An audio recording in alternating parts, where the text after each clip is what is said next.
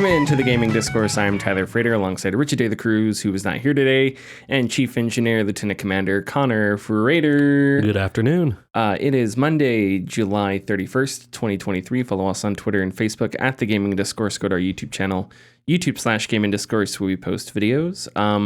Latest video is a review of Amnesia the Bunker. It's been a bit, and it'll be a little bit for the next video, because the next video is about the Splinter Cell games. So I've been playing through them, and I beat the Double Agent version 1, which is the one for the 360 and PS3. Beat that for the second time today, going through doing the quote-unquote bad route, picking like the options and things that you're, shooting Lambert and stuff like that. And then I'm playing through version 2, which is the version for the Xbox, and I'm doing the same thing. I'm doing like the bad route in that one too. That one's a little more interesting, but I won't get into it right now. Patreon.com/thegamingdiscourse. You can follow us for $2, $4, $7, $10. Get your name in the video credits, early access to videos, access to our Discord server, and more. If you're watching us on YouTube, we have a new camera angle. Hope that's exciting. And if it looks a little weird, it's because the table we have is not big enough for a like straight on shot with three of us sitting at a table. So it's two, and then somebody has to be at the end of the table. So you have to shoot the table from an angle. Yes. So it looks weird. So across from me on the table is just the computer monitor. But hey, maybe one day we'll be able to have one of those fancy sets where, I don't know, we can have like college football helmets like they do in College Game Day. Like, we wouldn't have that. Do you want to have college football helmets in here? Yes, but it doesn't matter. Okay, so we do have a lot of news to get into. Connor, why don't you talk about what games you've been playing? I can see by the look in your eye that it's gonna be look in my eye. None? No, I've played some games. Oh, okay. I continued a little bit through Darkwood, but fuck that game. It just gets frustrating. Does it? Yeah. Like there's tips online how to play. In your like safe house, set up the lights in positions so they don't shine outside. But apparently none of that matters because when you're in the Silent Forest, there's an entity that can spawn that just moves things around inside your hideout. So that's annoying. Yeah, very annoying.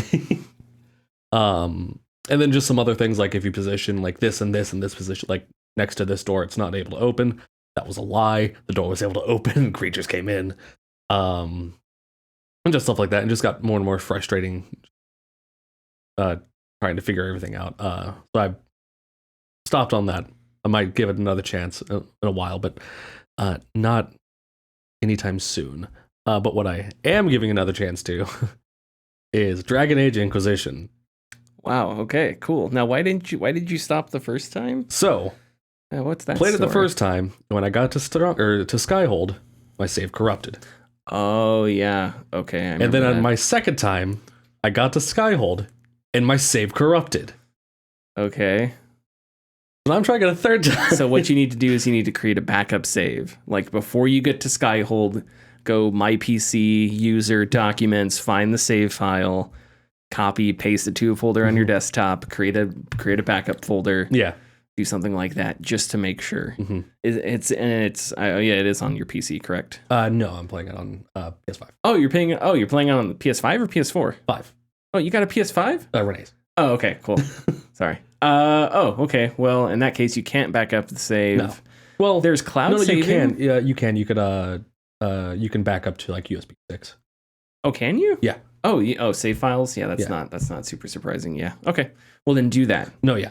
But it's on PlayStation, so it'll probably be fine. You have a bunch of weird problems with your computer where certain games just refuse to work. Well, the first time I played it, my Windows was a little bit it was towards the end where I needed to reinstall Windows. But the second time I played through it, it was like a fresh Windows install.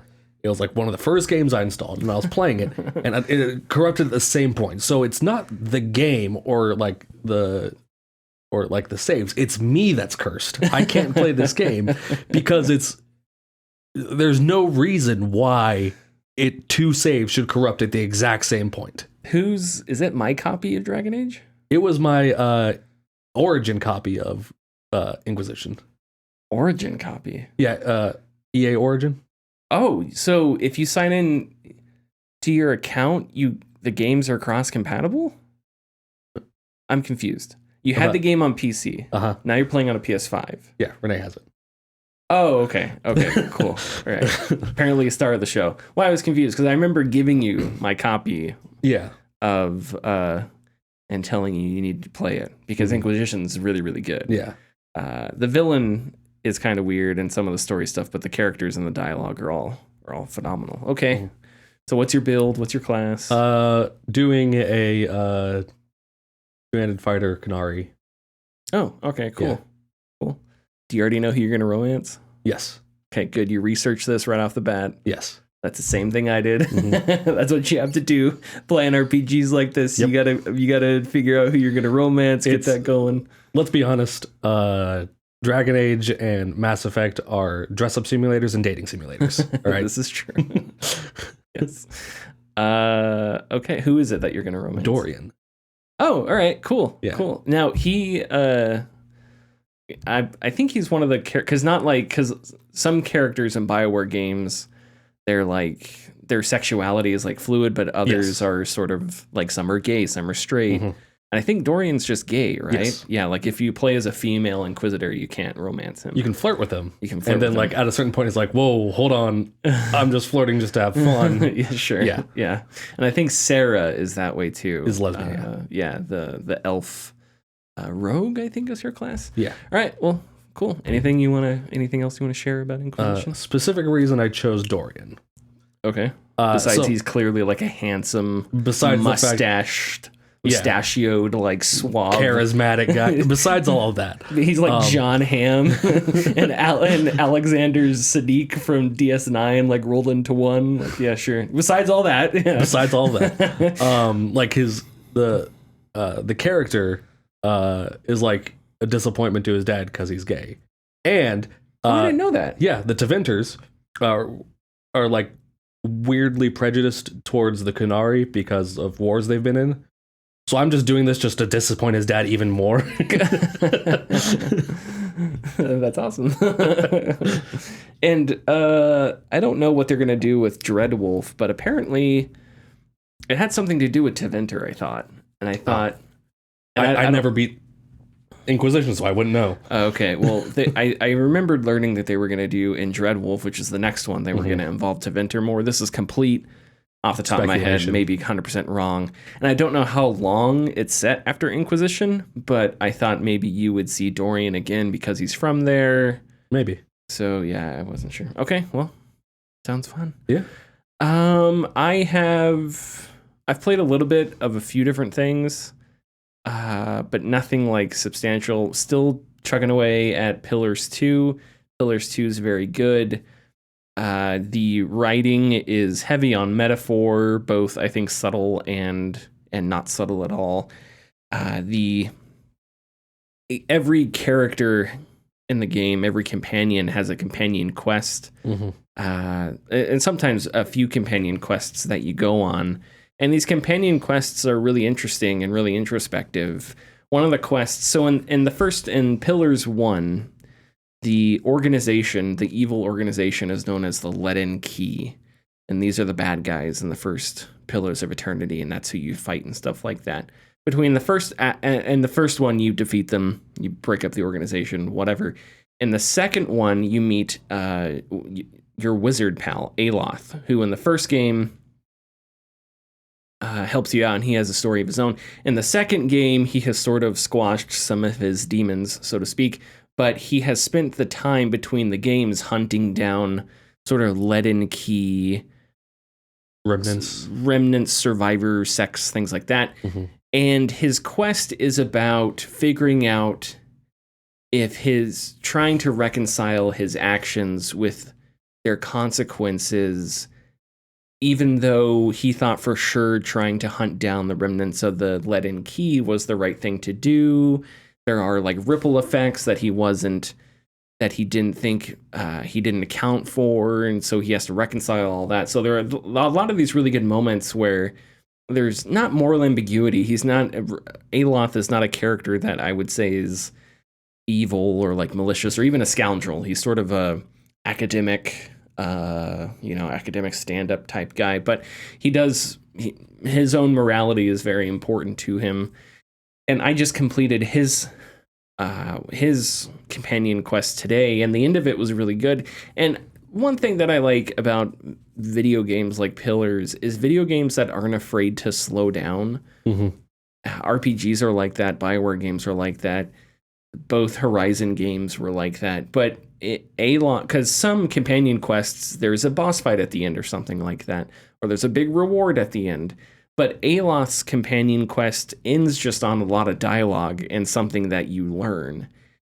Something about the world that's really interesting. And I really appreciate that. I appreciate that the end of this companion quest is like a heavy character moment where you and Aloth go through a really complicated piece of dialogue because you're trying to figure out the morality of the situation, hunting down the leaden key, the ripple effects of all that, right? How it impacts culture and the society that you live in and stuff like that.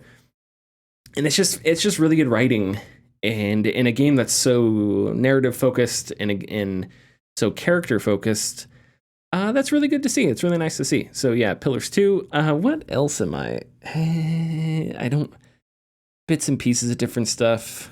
There's a game called Ground Branch, which is like a old school tactical shooter. Okay. In the vein of Ghost Recon. It's in early access right now on Steam. It's very good. And I went back and played some of it. It's hyper realistic. So, a couple shots will take you down. And it's also realistic in the sense that there are, there's like heavy gear limitations. So for example, this is something I didn't know previously, but optics do not work with night vision. I don't know why. But like if you have an ACOG scope in Ground Branch, if you have an ACOG scope on a rifle and you throw on MVGs, your vision goes completely blurry. Maybe it's the magnification, I'm not sure what it is, but you cannot use scopes with night vision. Maybe it's because of the magnification in the scope and the magnification in the night vision, I don't know. But anyway, so when you do night missions in Ground Branch, you can build your weapons so you can put scopes, lasers, and things on them. You sort of have to build a weapon that's not going to have long or medium range optics on it unless you plan on taking those enemies out a different way. You can have scopes that have night vision on them, but that's really limiting. And then you have a huge scope that you can't take off your rifle. So if you go indoors or something like that, it's really inconvenient. And the way that they're making the game so far, I really like. It's pretty bare bones. There's some co-op modes, some multiplayer modes, but it's pretty realistic. Your weapon can be held in a couple different ways. Like you can hold it down where it's sort of pointing at your waist. You can bring it up to where your character is sort of shoulder mounting it, but not aiming it. And then you can have it pointing up, like you were rounding a corner or something like that. Yeah. So that stuff matters. And so when you're doing night vision, when you're doing a night operation, usually what happens is you have to pick a weapon that has a laser on it, and you're not aiming down sights at all. You're just keeping it at your shoulder. Yeah. And you have the laser on. And so that's cool. One neat little detail is when you have night vision goggles on, if you look at another player and you turn the MVGs off and they have theirs on, you can see their character's eyes and you can see like a green glow on their eyes because they're looking into, so that's pretty sweet. Oh, that's the other game that I tried out. So I've been trying out Sniper Elite 5. Yeah. I'm not a fan of it. It feels like an idea we've seen before. Mm-hmm. So I'm only in the first level. I've played maybe 5 hours and I've just been frustrated with it. The way it handles its stealth, just seems annoying. And instead of it being dynamic and sending enemies... So, okay, let me back up here. Sniper Elite 5 is like a stealth action game. You play as a sniper in World War II. You're sent in to do missions, okay? You hide in grass, you silenced weapons and stuff like that. It's sort of a guerrilla war game. Yeah. Where you don't want to take on mobs of enemies because you'll die, so you set up traps. You can booby trap bodies or cars, or you can lay mines and try and lure enemies to those. If you see enemy vehicles, one of the primary mechanics of the game is the bullet time sniper rifle. Is you can fire, and if you get a headshot, it goes slow motion, and it kind of looks like Mortal Kombat. Yeah, because it does like the slow kill time thing and stuff like that. So that's sort of the driving force behind the game. But they seem to just jumble everything else. There's no like smoothness to the, and this is early on, but it's just made me, maybe I just haven't figured out how to play the game yet. But there is something about the stealth in the game that's just not, it feels rough. Enemies will mob you really quick. It feels kind of silly because you'll be out in the middle of nowhere and you'll have an encounter with a guy and you'll shoot him. And within 15 seconds, there's enemy infantry like coming at you from all directions. It feels kind of weird and unrealistic in that sense. And when I think about games that are similar, like even Saboteur from 2009, right? Mm-hmm. Pandemic's Saboteur, the game where you're fighting Nazis as a member of the French Resistance. If you do create a ruckus and a couple Nazi soldiers shoot you and you shoot them and there's a gunfight, a little zone will appear that'll say, okay, just like in GTA, this zone is where they're going to search. But it takes like 5 to 10 seconds for those search parties to show up. So you have a little window of time where you can take off down an alley or hide over here or over there or grab a car and zoom off or whatever. You have that little bit of time. Where Sniper Elite doesn't feel like that. It feels like as soon as you make a mistake, there are enemies that are just going to spawn and they're just going to start hunting for you. And it's really frustrating and annoying and not super fun. The other thing about Sniper Elite that this is the first level. The only other Sniper Elite I've played is Sniper Elite 3. And it was fine. But what it did really well is it did a good job of creating like stealth puzzles, like for example, you would be at an enemy base and the enemy base would have airplanes flying over it and the noise from the airplanes would cancel out the sound of your rifle. So if you fired your rifle, they wouldn't hear it. Okay. So there'd be two soldiers. There'd be a guy on the ground and a guy in the tower. And so it's like, okay, I have to kill both of these soldiers while the plane is flying over. So who do you shoot first? Okay. Well, you want to shoot the guy on the tower first because the guy on the ground won't see him, right? If you shoot the guy on the ground first, the guy on the tower is going to see his dead body and call for reinforcements. And so that was what I remember of the game. This is very much different. There aren't a lot of like noises that cover your shots. So even when you do fire, or even when you do decide to take out enemies, you're likely not going to have a lot of cover. And enemies seem to have really long sight lines, like ridiculously long, and that's annoying because then mistakes or things are really, really hard to come back from because they see everything. There's a variable difficulty where you can turn certain things down and certain things up. So I tried that out. What I enjoyed in the first one I played was trying to judge the wind and distance for myself and trying to get it right when I was firing. Mm-hmm. So that's how I would like this one. You can make it where it tells you where to put the scope to compensate for wind and stuff like that. And I kind of want to do it as much on my own as I can, have that little simulator feel and get good at it. But yeah, the turnoff so far is that the stealth seems really rough and uneven and way too punishing, and enemies are like way too tenacious. At one point I was waiting for enemies to stop searching and I laid down in grass and just picked up my phone, and it felt like longer than any other stealth game where you have to wait until enemies go back to a all clear status. It just felt like forever until they stop searching for me, and that's not fun. I want to do the stealth sneaky stuff. I don't want to have to lay down in grass and pull up my phone and read something while I'm waiting for a bunch of dudes to decide that I'm gone. Okay.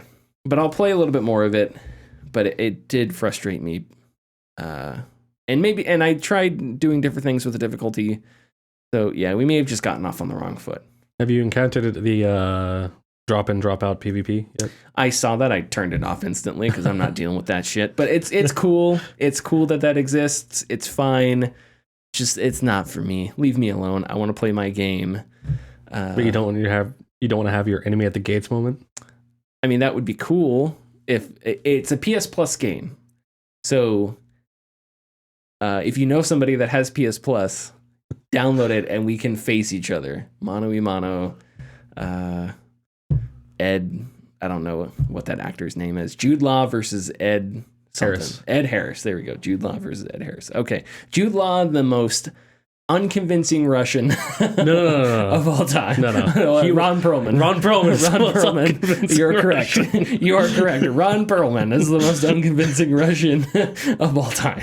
Although he was good in that movie. Yeah, that was good, He's yeah. pretty good. But yeah, come on. He's clearly not Russian. I think he did a decent accent. I haven't seen Enemy at the Gates in a long time. Nobody in that movie. They're all clearly like American or British. Yeah. Rachel Weisz is in it. Anyway. Ed Harris, the most American German. Yeah, well, I don't know where he was born, but Ed Harris has that like Southern drawl. it has, he's got that deep, booming, really, sort of intense voice. Anyway, I don't think he did an act. It doesn't matter. Okay, we ready for the commercial? Okay. Thanks for listening.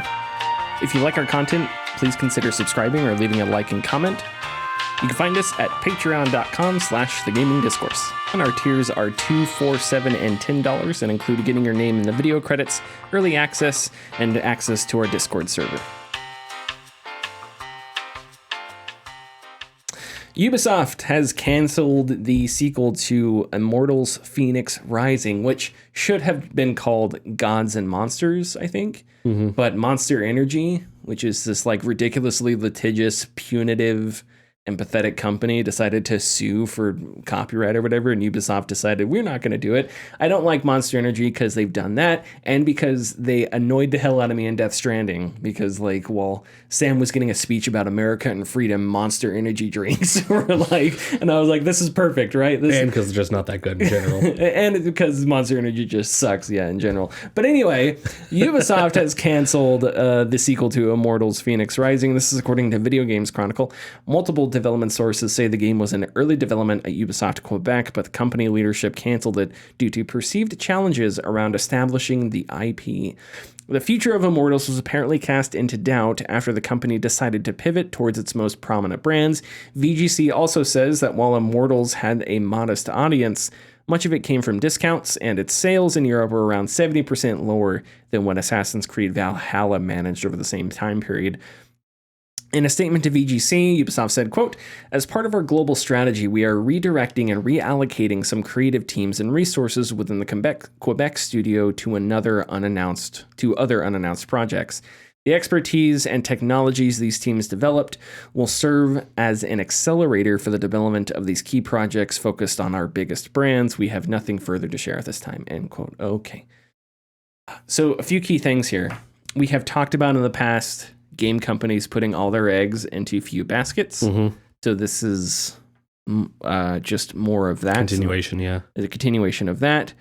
I think, VGC compared it to Assassin's Creed Valhalla. I think that was the comparison they were given. Yeah. Because I think if you're somebody at Ubisoft and you're saying, hey, look at Valhalla and look at Immortals, that's clearly a stupid comparison. Because Assassin's Creed has brand recognition, and it's like Madden. It's one of those games that I have no idea why, but people will they hate it. They'll buy it. They'll hate it. They'll buy it the next one. I don't know why. This is how it works with Assassin's Creed. Although I guess the previous ones haven't been so bad. Honestly, it was really good. Okay. Odyssey was good. I haven't played. But like there was a time period where it seemed like 6 Assassin's Creed games came out and they all sucked. I bet you Assassin's Creed 3 in your 8.5 day intro. But I think the comparison is silly because Assassin's Creed has brand recognition, has 15 years of IP development. Immortals doesn't.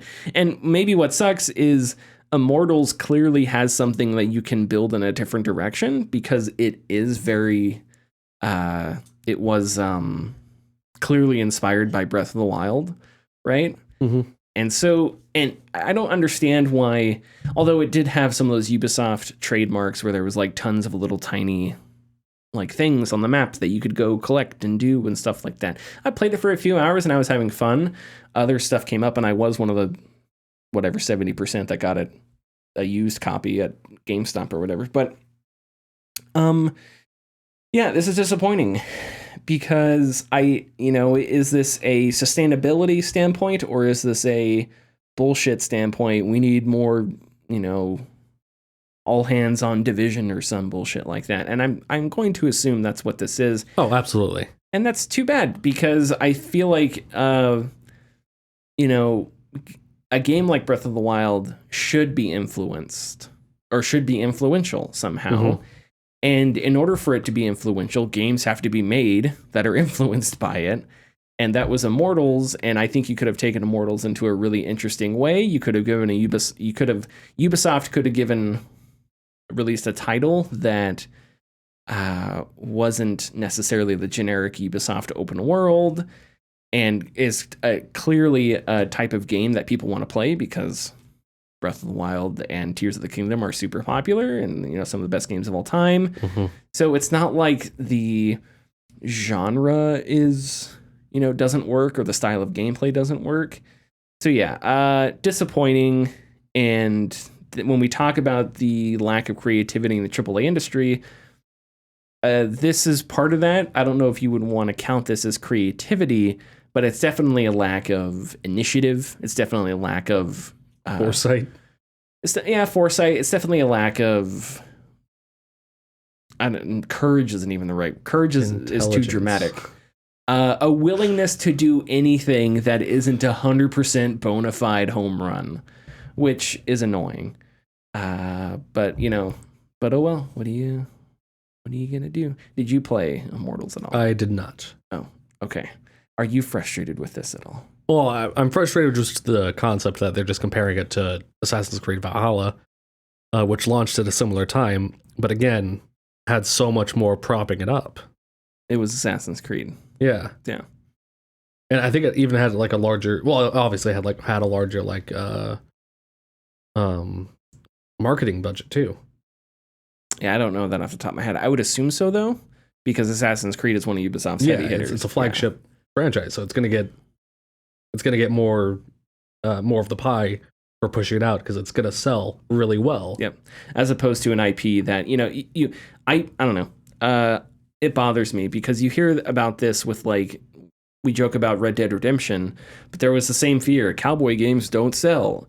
And now when you think about Red Dead Redemption today, you think about, holy shit, one of the pillars of, like, big name video games, right?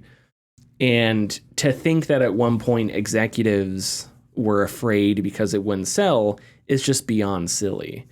So yeah, you can see that here, and it further frustrates me because Ubisoft once made a bunch of different Tom Clancy games, but those have been sidelined.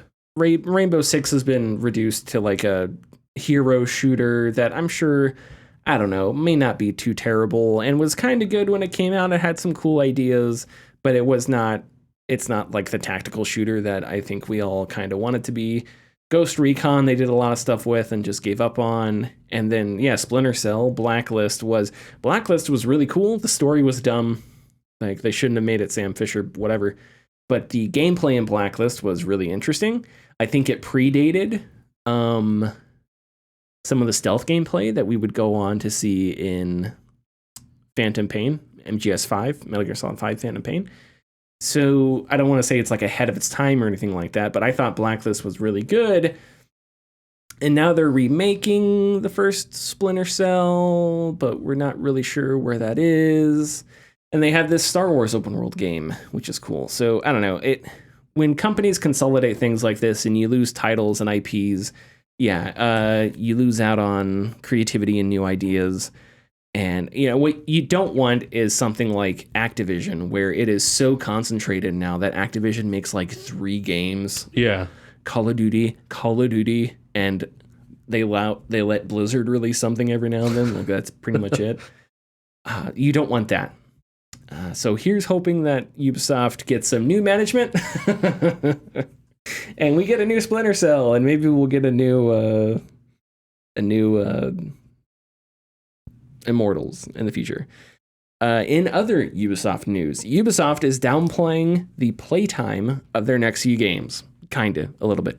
So in an interview with French YouTuber Julien Chaise, Chais, I don't know how to pronounce it. Ubisoft lead producer Fabian Solomon says that during internal playtesting, it took players 20 hours to finish Assassin's Creed Mirage if they quote-unquote rushed, and 25 to 30 hours for completionists.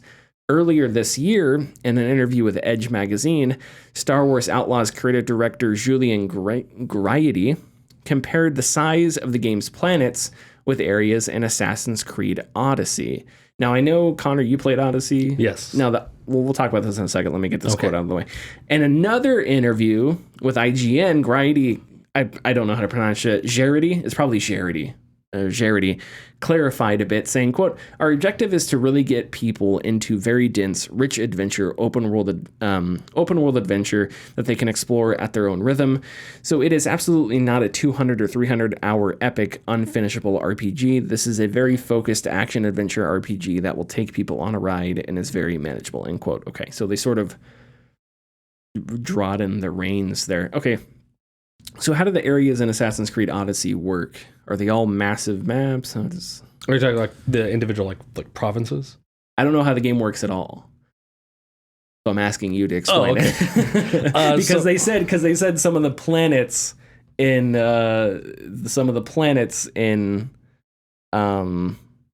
Star Wars Outlaws are going to be bigger than areas in Assassin's Creed Odyssey or whatever. So explain to me the areas in Assassin's Creed Odyssey. It's very condensed. Okay. Yeah. The like Athens, Sparta, Delphi, like the massive cities that are talked about in Greek history are large, but everything else is like really condensed in around them. Like the city of Megara, which is a very important piece of the Peloponnesian War, is just like a little coastal city, kind of. Oh, okay. Yeah. So there's these large pieces that are for, large story elements. And then the rest of Greece is really condensed, really compact. Not to say that there isn't, room to explore. It's just the Straits of Corinth, or the Corinth Isthmus, you could cross in like 2 minutes. So did you play Assassin's Creed Valhalla? I did not. Okay, because my impression of Valhalla was that it was like ridiculously big. It annoyed me how big Assassin's Creed Valhalla was. I was like, I don't even want to do this. Why is it so massive? It was an instant turnoff. So I don't know. I would have to actually play Odyssey, which I could. It's another PlayStation Plus game. Maybe I should. The problem is I know it only runs at 30 on the PS5 because it doesn't have a next gen update. And man, that's not fun to look at. It's really good though. I know. It's really good though. I have heard. It is my favorite Assassin's Creed game. So on this specifically, I think game length is a tricky topic. There's multiple ways, multiple angles here. For a long time, we've always been annoyed at like this. What was it? What was the zombie game with the parkour? Dying Light. Dying Light 2, it was like, this game's 500 hours of content. And everyone just completely rolled their eyes. And then like a month later or like a week later, it's 500 hours if you literally do everything. And even then it's probably like 150 hours. So it's like, well, why did you? And, so this idea that, companies way overinflate, and it does happen sometimes where, if you count every single little tiny thing you do in the game, you add it up, there's 100 hours of content. Minecraft has 600 million hours of content. Yeah, exactly. And that gets into PR and advertising bullshit. And so that's like one angle to take. And that's something that podcasters, journalists, whatever, that's something you should have a tamper on. We're gonna bleep that out. We're gonna have a tamper on because you shouldn't. I can't even talk now. You shouldn't just regurgitate BR talking points. Is what I'm talking about. But at the same time, in a vacuum, 100-hour game, I don't think is necessarily a bad thing. It all depends on the context of it and stuff like that, right? Would you agree? No. You don't agree at all? Sorry. Say it back to me. We're going to have trouble getting over that, aren't we? Probably. Okay. So in a vacuum, a 100-hour game is not bad. Oh, no. It's all about the context around it and the stuff that you're doing and whatnot. Yeah. Okay. So. That's what. See, my answer was no because I was. It's not bad. Oh, okay. So you were comprehending a little bit. Yeah. Okay. Cool. Okay. Anyway. Okay. Now this is important because I think we've seen this over the past few years. People talk about like games are getting too expensive nowadays, and that's why we need bone armor that's $21, right? But here we have another example of somebody saying at a AAA level, they're saying, hey, our game's 25 hours. And what's the reaction? Oh, good. That's fine with me. Like, there are probably people freaking out on social media somewhere, but I think that the overall reaction is everybody's fine with that. Everybody's happy with that. Right. So we need to remember that and log that, because every single time people bring up the fact that games are too long nowadays, it's, well, why are they long? Because players want it. I just don't think that's true. And I think you can look at things like the Outer Worlds, right? And they came out and they said it's going to be a 20-hour game, and the people rejoiced. And it was not a big deal. It didn't hurt sales. It wasn't controversial. So empty-headed executives maybe think that their game needs to be 120 hours for it to sell, but that's just not true, right? Yeah. And I think here you have another example of a game setting expectations, and the reaction being generally pretty positive. I don't know everyone's reaction, but I think that's an important takeaway. Do you have anything else you want to say? I remember when initially it was talked about, I remembered it being that the worlds were going to be the size of the Odyssey map. Because if they're like the individual like little provinces in the Odyssey map, then those are going to be small ass worlds. Oh, you know what? I may have said that wrong. Hold on. Let me look at my notes again.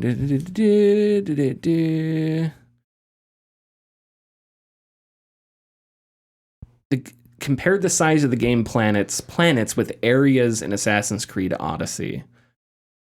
Okay, well, now that I'm reading that, yeah, maybe it doesn't matter. We'll move on. Okay. I probably just screwed myself in the notes. Doesn't matter. Okay, Connor, tell us this is another Video Games Chronicle story. Yeah, Video Games Chronicle put out an article slating the next Nintendo console for the second half of 2024. This, according to multiple people with knowledge of Nintendo's hardware plans, those Video Game Chronicle spoke with, indicated the console would be able to use, or would be able to be used in portable mode, will likely launch with an LCD screen to keep costs down, and will accept physical games. Other details like backwards compatibility will be unclear. Video Games Chronicle spoke with Tokyo-based industry consultant Dr. Serkan Toto, who said a 2024 launch would make sense. Quote, I would generally say that looking at Nintendo's financials, it seems clear that it's time for a new piece of hardware in 2024. Hardware is already projected to fall 16.5% year on year in the current fiscal, while the minus for software is expected to hit 15.9%. The only way to stop these losses from totally ballooning next fiscal is a new device. And the second half of 2024 sounds like the realistic window to release to me, end quote. Yeah, not surprising. I think we've known that Nintendo has been planning something like this for a while. What is going to be interesting, though, is a lot of people are into the the Switch ecosystem. And a lot of the games are games that I think are going to work on the Switch for a long time. And this, I think, may be a problem as we go forward with console gaming. Mm-hmm. Is how many games are like, do you need a PS5 to play Minecraft? No. Minecraft isn't even on PS5. I don't know. But any game like that, right? Fortnite's, your Call of Duties. Well, Call of Duty would be a special case. The point I'm making here, though, is there are certain games that you don't need, right? You're not going to need like the next console or whatever to play. And so all of those people, all of those kids playing Minecraft on Switch right now, do you need a Switch 2? or whatever the next thing is going to be called? Probably not. So what's the incentive to jump to the next gen hardware, right? The next console. And that's what Nintendo, I think... Well, it's going to be primary release games. And that's what Nintendo's going to have to figure out. So VGC talked about, what are you going to release? I think they mentioned like a new Mario Kart. You have to do something to bring people over. The Nintendo Switch had Breath of the Wild, right? One of the biggest games of all time. Yep. So that's what brought people over to the Switch, and that's what generated the excitement there, and that's what kicked off the entire Switch lifespan, right? So what are you going to have that will take people over? Because I think if you release a new console, a new Nintendo console, but a large chunk of your user base is playing games like, I don't know, is Fortnite's on the Switch, pretty sure. Fortnite or Minecraft or whatever free-to-play game the kids like. It's like you don't need the next console to play that. You know, you can likely play it on your phone as well. So what does the next Switch have? And what this current Switch has is those first-party IPs, and it has third-party support as well. Yeah. I think that's been a little bit of the problem with the Xbox, is the Xbox just hasn't had the Xbox Series X and Series S. It's like, where's the incentive to jump to it, right? But PlayStation has, because you get Ghost at a higher frame rate and this and that. The next God of War, right? Last of Us 2. So there have been games that have brought people over because they want to see those games. Better fidelity, running better and stuff like that. But if I'm playing Minecraft on PS4, is it really going to look that much better on the PS5? Probably it's not. Still going to be blocks. So do I need to spend $500 on it? Probably not. Switch won't be Switch. I'm calling it Switch 2. Who knows? They'll probably differentiate it, I imagine, because that's just how Nintendo does stuff, right? Yeah. They don't want to just put a number after it. They have to name it something like... It's going to be the Switch U. Fun. They did do that. I guess they did kind of do that with the Wii then, huh? They made it the Wii U. They didn't put a Wii 2. They put a Wii U. So... I don't know. Maybe Nintendo will revert to numbers or something. I don't know. Nintendo, the only people that know what Nintendo is going to do are They're going to release the Game Sphere. And a bunch of other people. The Game Sphere from South Park. Oh boy. Okay. Is there anything you want to say about this? I mean, I'm excited to see what else comes from this because, hooray, new Nintendo products. Richard's not here, but we'll play the tidbit sounder anyway.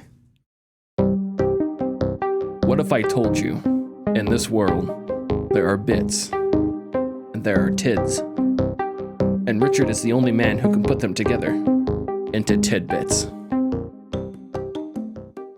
All right, time to put the tamper on this podcast. We're gonna shut this podcast, lock it, and we'll see you next week. Bye.